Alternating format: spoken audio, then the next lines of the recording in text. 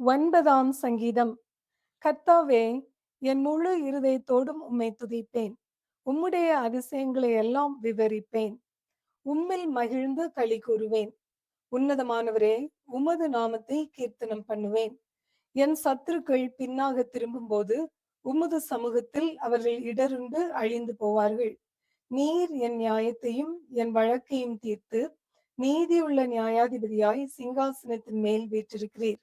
ஜாதிகளை கடிந்து கொண்டு துன்மார்க்கரை அழித்து அவர்கள் நாமத்தை என்றென்றைக்கும் இல்லாதபடி குலைத்து போட்டீர். சத்துருக்கள் என்றென்றைக்கும் பாழாக்கப்பட்டார்கள். அவர்கள் பட்டணங்களை நிர்மூலமாக்கினீர். அவர்கள் பேரும் அவர்களோட கூட ஒளிந்து போயிற்று. கர்த்தரோ என்றென்றைக்கும் இருப்பார். தம்முடைய சிங்காசனத்தை நியாய தீர்ப்புக்கு ஆயத்தம் பண்ணினார்.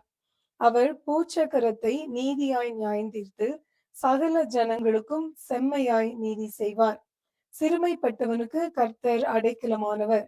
நெருக்கப்படுகிற காலங்களில் அவரே தஞ்சமானவர். கர்த்தாவே, உம்மை தேடுகிறவர்களை நீர் கைவிடுகிறதில்லை. ஆதலால் உமது நாமத்தை அறிந்தவர்கள் உம்மை நம்பியிருப்பார்கள். சீயோனில் வாசமாயிருக்கிற கர்த்தரை கீர்த்தனம் பண்ணி அவர் செய்கைகளை ஜனங்களுக்குள்ளே அறிவியுங்கள். இரத்த பலிகளை குறித்து அவர் விசாரணை செய்யும் போது அவைகளை நினைக்கிறார். சிறுமைப்பட்டவர்களுடைய கூப்பிடுதலை மறவார்.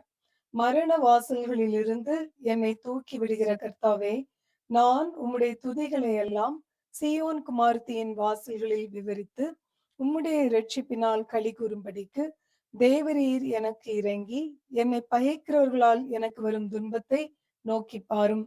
ஜாதிகள் தாங்கள் வெட்டின குழியில் தாங்களே விழுந்தார்கள். அவர்கள் மறைவாய் வைத்த வலையில் அவர்களுடைய காலே அகப்பட்டு கொண்டது.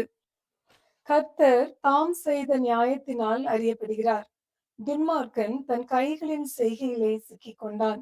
துன்மார்க்கரும் தேவனை மறக்கிற எல்லா ஜாதிகளும் நரகத்திலே தள்ளப்படுவார்கள். எளியவன் என்றைக்கும் மறக்கப்படுவதில்லை. சிறுமைப்பட்டவர்களுடைய நம்பிக்கை ஒருபோதும் கெட்டு போவதில்லை. எழுந்தருளும் கர்த்தாவே, மனுஷன் பலன் கொள்ளாதபடி செய்யும். ஜாதிகள் உம்முடைய சமூகத்தில் நியாயம் தீர்க்கப்பட கடவர்கள். ஜாதிகள் தங்களை மனுஷர் என்று அறியும்படிக்கு அவர்களுக்கு பயம் உண்டாக்கும் கர்த்தாவே. 9ஆம் சங்கீதம் நிறைவு பெறுகிறது.